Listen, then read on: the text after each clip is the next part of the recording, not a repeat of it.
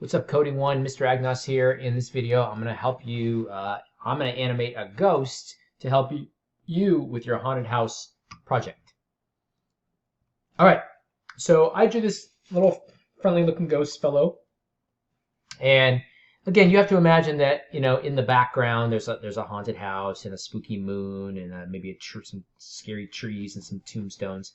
That's what you guys have been working on, right? That's the static background. Well, now I've drawn this ghost and I want it to move across the front of the screen. Now, this ghost looks relatively simple, but it's actually made up of, I believe, 10 different shapes. I have an arc, a rect. It's 1, 2, 3, 4, 5, 6, 7, 8, 9, 10. I have 10 different shapes that make up this ghost, and I need them to move all at the same time, and I need them to stay in the same position relative to one another. And this is what our variables project was all about. So you can also watch that video on Sonic the Hedgehog. All right, so the first thing I'm going to do is create a variable. And I always create variables at the top of my program. And since this guy is going to be moving in the X direction horizontally, I'll just call it, I'm going to call it var X ghost. You're going to have more than one character in your haunted house, so you may want to be a little more specific like I'm being here, right? Rather than just saying var X. When I say var X ghost, everyone knows, hey, it's the X position of the ghost. All right, now I'm looking at my ghost here, and what do I want to set my variable to? Well, I just kind of think about the starting position. What's the starting position of my ghost? And remember, our screen goes, this is 0 right here, and this is 400, so that means this is like 200. So if I roughly cut him in half, this is about 100 right here. So I'm going to say, okay, I sort of want him to be aligned up with an x equals to 100. So I'm just going to set x equal to 100, right? If I was going vertically, if I was moving him vertically, I could do the same thing, right? I could split up my y-axis this direction and start him moving vertically. So I'm just going to go ahead and set him x equal to 100. It doesn't like that I have this statement here and I haven't finished it yet. So I'm going to say equals 100. Okay, what I have to do now is I have to go through every single line of code here that is a shape command and make sure all the x coordinates are based on this x ghost. So I have an x coordinate here, one here, here, here, here, here. So I have 10 x coordinates. Now, be careful, because if you are using a triangle or a line or a quad, you might have more than one x coordinate on the same line, okay? But all my shapes only use one x coordinates. Some shapes use more than one x coordinate, so just look out for that. Okay, so I'm going to go ahead and replace these with some value based on x ghost. Well, x ghost is 100. This is 110, so this would be x ghost plus 10.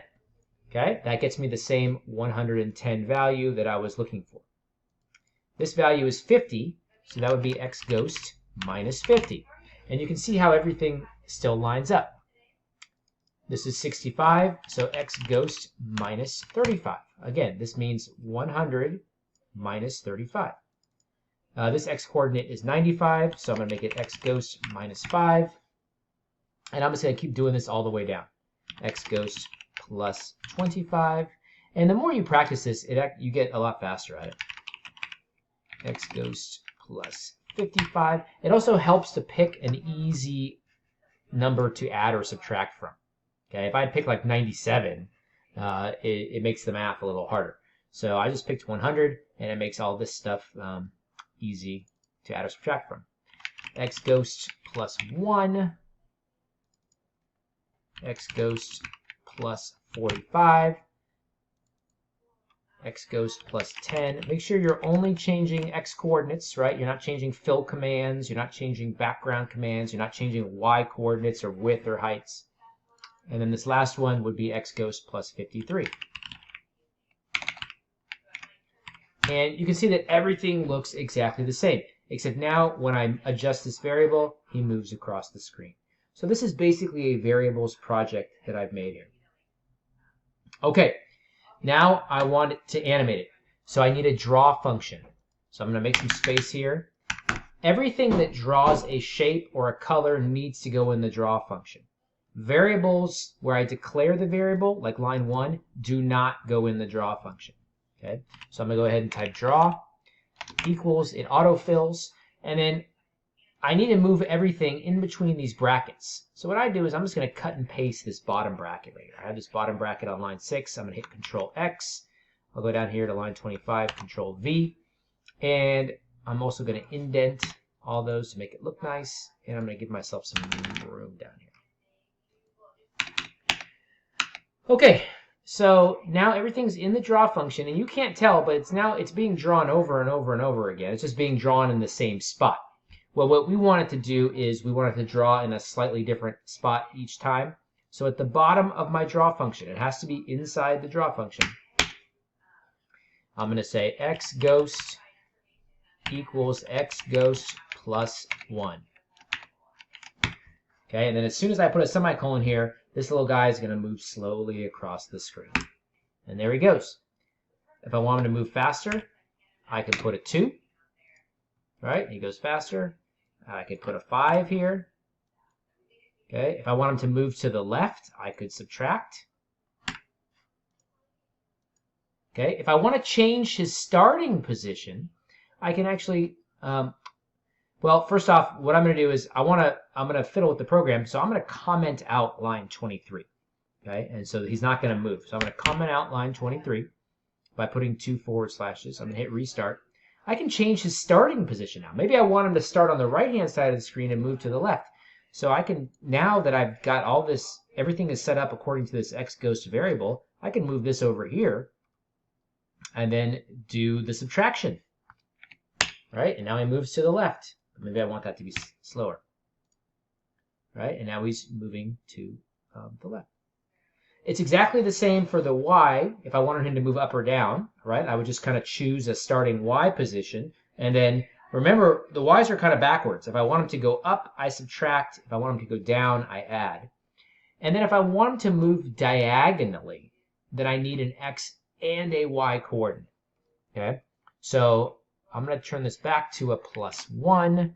I'm going to put this back to 100. I'm going to comment this out. Okay, and I'll hit restart. Let's go ahead and create a var ghost y, or y ghost. And I'm going to set that equal to, oh, I don't know. I'm just going to pick a number. I'm going kind of from the center of him here. So this is probably 200.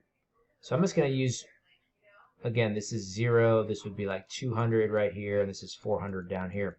So he's kind of at the 400 level, and maybe I want him to move slowly in this direction. All right.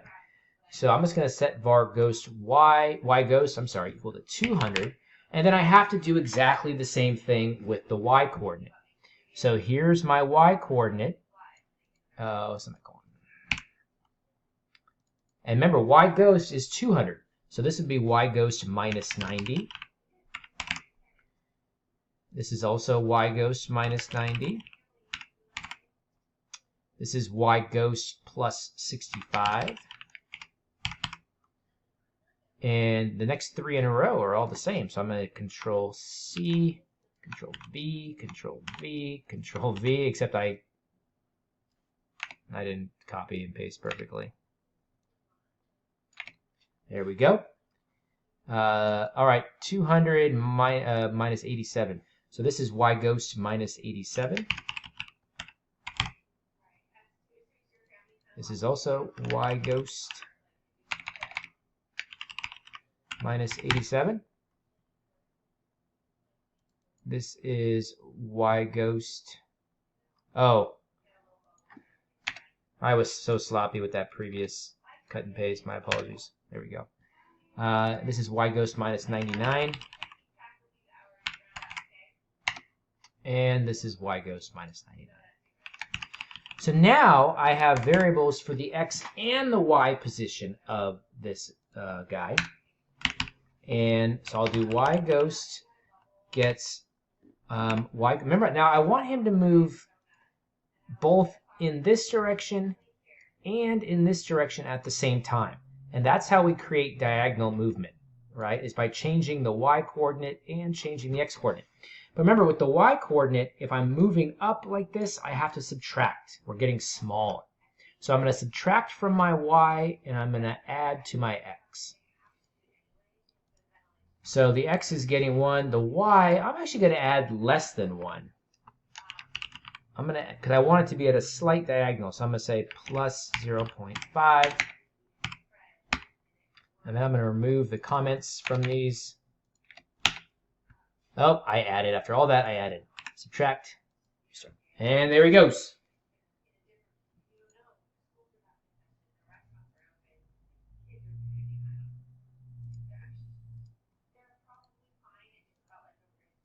Okay. All right. So that is how you animate. That is how you animate one of your spooky characters, right? You create an x variable, a y variable, or both, and then you go through and you have to do all those what I call offsets to make sure the shapes stay together and in the right distance from one another as they move across the screen. All right, hopefully you found this video helpful, and I look forward to seeing your guys' projects.